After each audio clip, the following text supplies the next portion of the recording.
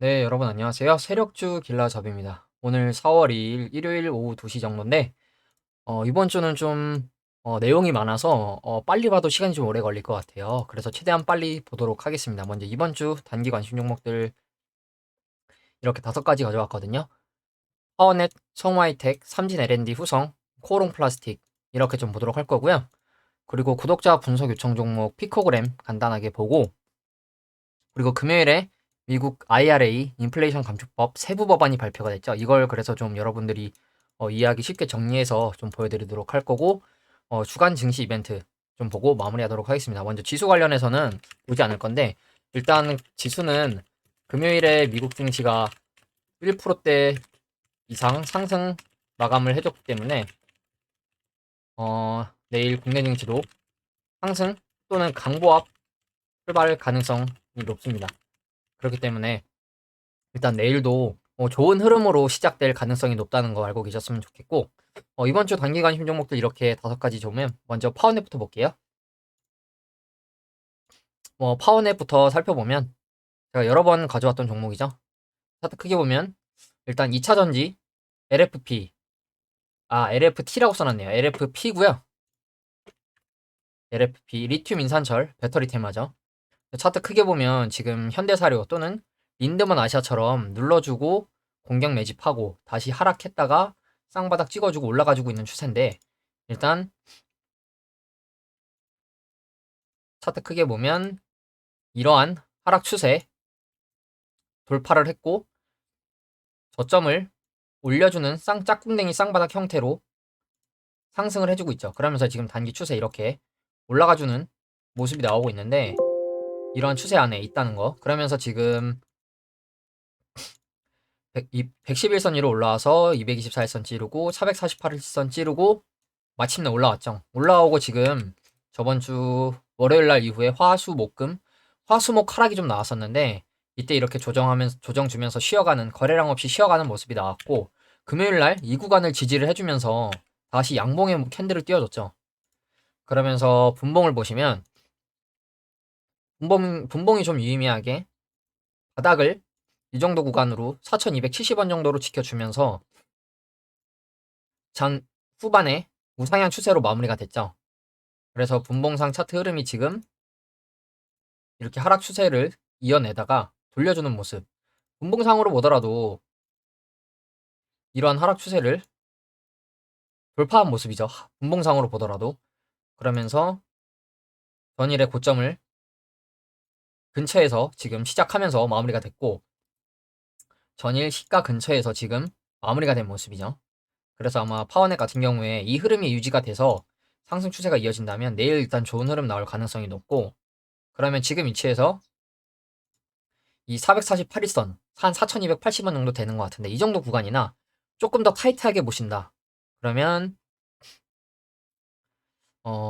조금 더 위에 한 요 정도 보시면 될 것 같거든요. 앞에 지지 지지 저항이 있었던 그 저항 4450원 정도, 아니면 조금 더 내려보신다 요 정도, 이 장대 양봉의 몸통의 시가 정도 한 4,400원 정도 보셔도 괜찮을 것 같거든요.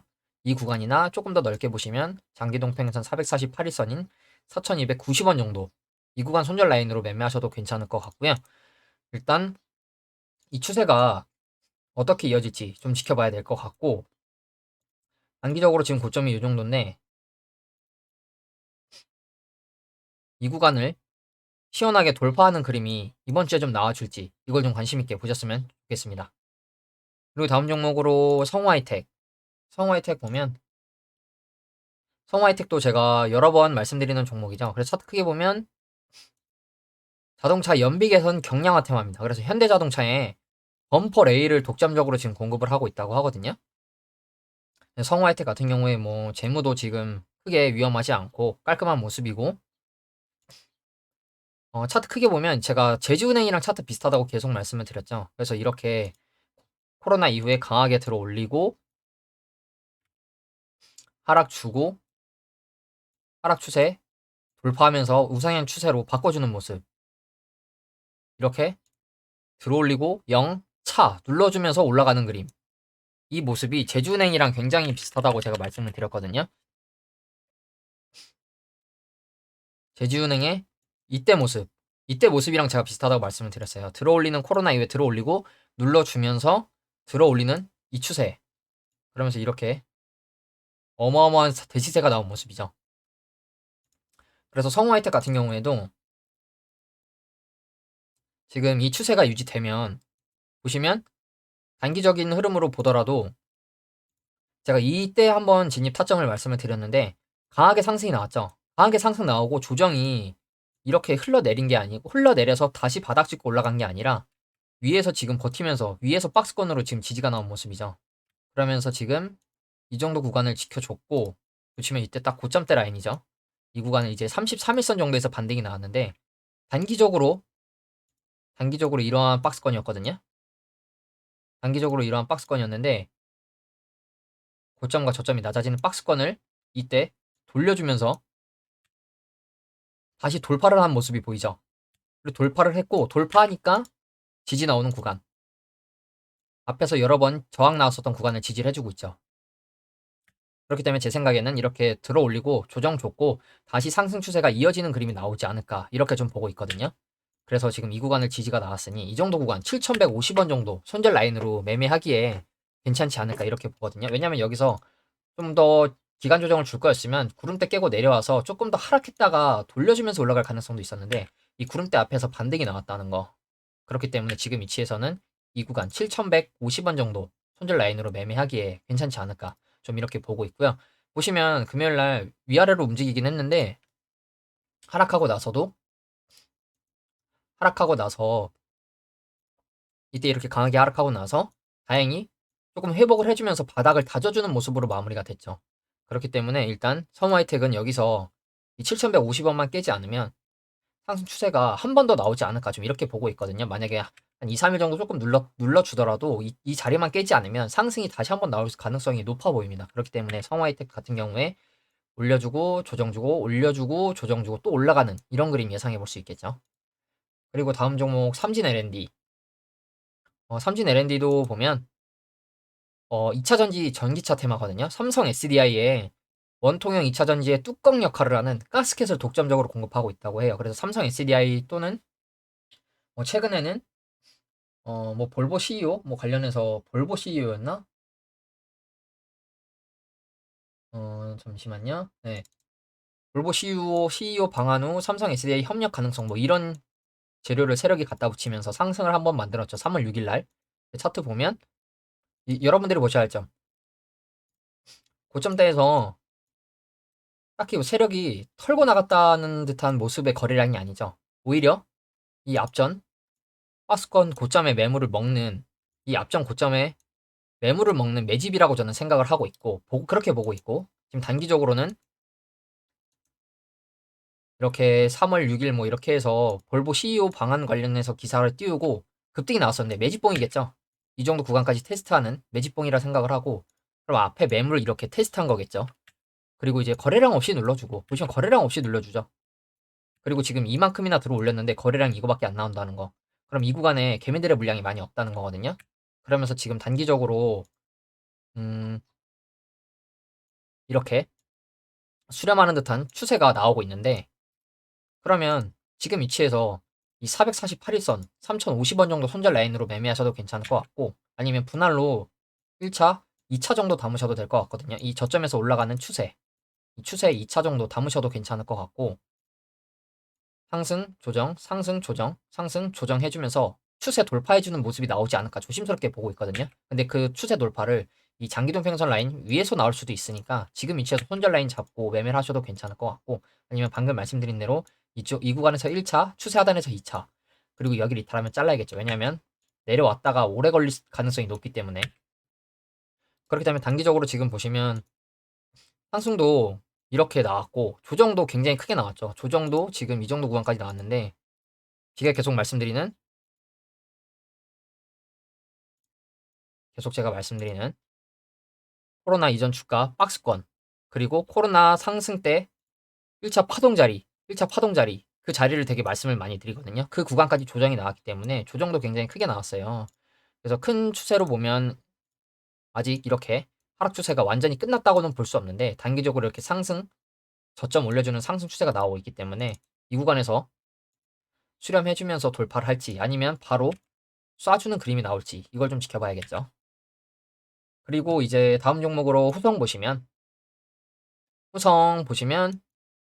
2차전지 리튬 쪽 테마더라고요. 후성도. 그래서 전해질 핵심 소재인 육불화 인산 리튬을 만든다고 해요. 그래서 삼성 SDI랑 LG 에너지 솔루션에 지금 공급을 하고 있다고 하고, 이 후성 같은 경우에는 코스피 좀 대형주더라고요. 코스피 200 종목이죠. 시총이 1조 4천억이고 유동주식 수는 한 절반 정도 되고 대주주 지분율 47%대, 그리고 매출도 지금 보시면 6천억, 2천억, 3천억, 6천억, 6천억. 재무도 굉장히 깔끔하죠. 이번 2023년도에도 이 정도 수익이 날 것으로 예상을 하고 있고, 22년도에도 흑자가 났고, 1천억 정도. 매출이 지금 단기순이익이 3배 가까이 3배 넘게 뛰었죠. 2021년도, 2022년도 보시면. 그래서 후성 같은 경우에 차트 보시면 코스피 200 종목이라 좀 무거울 수 있어요. 그래서 지금 차트를 크게 보면 이렇게 이 박스권이었을 때 거래량보다 이 고점에서 거래량 없죠, 여러분. 크게 있지 않은 모습이죠. 지금 제 생각에는 역사적 신고가 찍고 조정을 준 모습인 것 같은데, 그러면 조정이 어디까지 나왔냐 보시면 코로나 전후 박스권 딱 이 정도까지 나온 모습이죠, 조정이. 그래서 지금 차트 흐름 보시면 이렇게 하락 추세가 굉장히 세게 나왔었는데 하락 쐐기형 수렴 형태로, 그리고 조정을 한 10,000원 정도까지 주고 나서 고점도 낮아지고 저점도 낮아지는 추세에서 저점을 올리고 고점을 또 올려주는 모습이죠. 그러면서 이렇게 저점 올려주는 모습이 나왔고, 이렇게 올라가는 추세가 나왔었는데 이 추세를 강하게 돌파하는 장대 양봉이 나왔죠. 이때 무려 거래량 4천만 주, 거래대금 6,570억이 터졌는데, 그리고 그 이튿날에도 거래대금 3천억. 이때 종가 기준으로 23%인데 시총이 1조가 넘는 종목이 이렇게 장대 양봉을 띄운다. 이것도 세력이 개입했다고 볼 수 있겠죠. 분봉으로 보더라도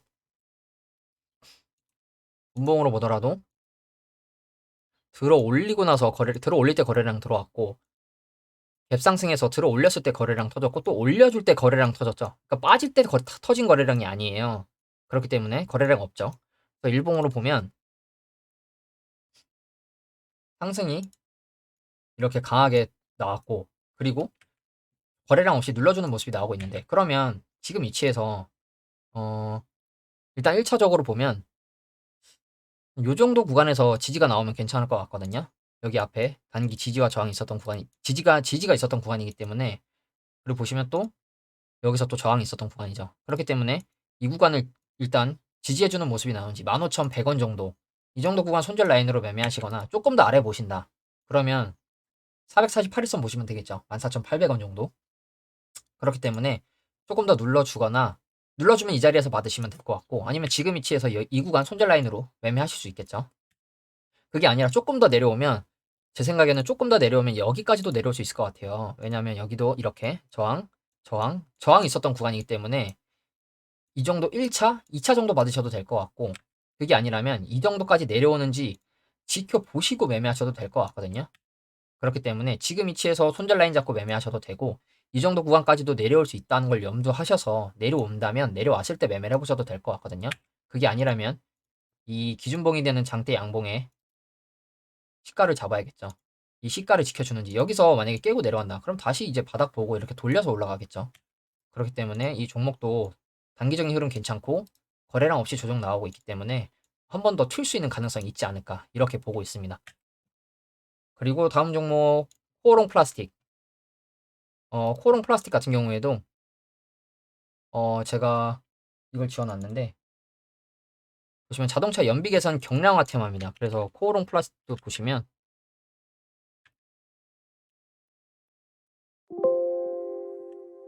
코오롱 플라스틱, 코오롱 그룹 계열의 엔지니어링 플라스틱 전문 업체. 플라스틱의 하나인 POM을 생산한다고 해요. 그래서 이게 자동차 연비 개선 뭐 경량화, 그러면서 이제 뭐 가벼운 플라스틱 쪽이겠죠. 그래서 이제 재무 보시면 뭐 코스피 화학 시총 한 4천억 정도 되고, 대주주 지분율, 코오롱 인더스트리가 대주주로 66% 가지고 있고, 재무 깔끔하죠. 안정적인 모습이죠. 빨간 거 딱히 보이지 않고, 매출 괜찮고. 차트 보시면 크게 볼게요. 이때 역사적 신고가가 나왔죠. 2021년 1월. 그때 이제 코로나 때 2,000원이 안 됐던 게 2만 원까지 올라갔었는데, 이때 거래량이 좀 터지긴 했는데, 제 생각에는 세력들이 털고 나갔다기보다는 들어 올려서 공격형 매집을 한 것으로 좀 보고 있거든요. 그리고 이게 공격형 매집이 아니고 털고 나갔으면 이렇게 무너졌을 거라고 좀 생각을 해요. 이미 조정이 많이 나오긴 했지만, 제 생각에는 지금 털고 나갔다 거래량보다는 오히려 지금 공격형 매집으로 들어올린 거래량이 아닌가 이렇게 보고 있고, 보시면 조정이 이 정도까지 일단 나온 모습이죠. 8,200원. 보시면 코로나 때 박스권이 아닌 상승 1차 파동 자리. 그렇기 때문에 이 정도 구간까지 조정이 나왔고, 크게 보면 뭐 그냥 이렇게 단순하게 보면 이러한 하락 추세를 돌파를 했죠. 고점 낮아지고 저점 낮아지는데 이 추세를 저점 올리고 고점 올리는 식으로 돌파를 해줬죠. 그러면서 지금 단기적으로 이때 3월 9일날 매집봉이 하나 떴는데 거래대금도 한 670억 정도 들어왔고, 이 매집봉 뜨고 나서 어느 정도 조정이 나왔는데, 조정이 나온 이후에 이 정도 자리를 지금 아래 꼬리로 여러 번 지켜주는 모습이 나왔죠. 9,400원 정도를 지켜주는 모습이 나왔는데, 그러면서 고점과 저점을 계속 올려주면서 지금 224일선 위로 올라갔죠. 448일선 오히려 밑에 깔려있고, 그럼 이 상태에서 상승 추세가 이어진다. 112일선 위로 올라오면서 정배열 추세 나거든요. 정배열 추세가 무조건 난다는 게 아니라 단기 흐름이 이렇게 올라가면서 괜찮은 모습이죠. 그러면 지금 위치에서 이 224일선 손절 라인으로 매매하실 수 있겠죠. 조금 더 내려온다. 이 앞전 고점 라인인 448일선 정도까지도 보셔도 괜찮을 것 같고, 손절 라인이 최대 5% 정도밖에 되지 않기 때문에 이 정도 손절 라인 보시고 매매하셔도 괜찮을 것 같고요. 그냥 차트 크게 보더라도 상승 이후에 조정도 꽤 괜찮은 기간 동안 나왔고, 여기서 이렇게 돌려서 올라가 준다. 그럼 괜찮은 흐름 나올 것으로 좀 생각을 하고요.